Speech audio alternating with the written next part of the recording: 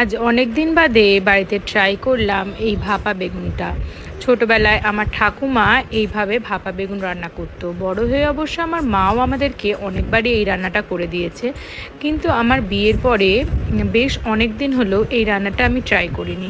তাই আজকে নিরামিষের দিনে কী রান্না করব ভাবতে ভাবতে মনে হলো এই রান্নাটাই আজকে করা যাক।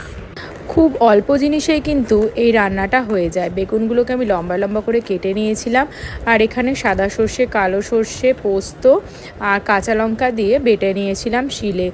যেহেতু আজকে নিরামিষ তাই আমি এখানে রসুন অ্যাড করিনি, তবে এই বাটাটার মধ্যে যদি রসুন অ্যাড করতে পারো তাহলেও কিন্তু অসাধারণ খেতে হয়। বাটা মশলাটা নুন, লাল লঙ্কা গুঁড়ো আর মশলা বাটার জলটা দিয়ে প্রথমে একটু মিক্স করে নেব, তারপরে বেগুনগুলো দিয়ে হাতের সাহায্যে ভালো করে মাখিয়ে নেব মশলার সাথে। এরপরে কাঁচা সর্ষের তেল, কাঁচা লঙ্কা আর এখানে নারকেল আমি ইউজ করেছি, নারকেল কোড়া দিয়ে কড়াইতে ভাপিয়ে নিলেই রেডি ভাপা বেগুন।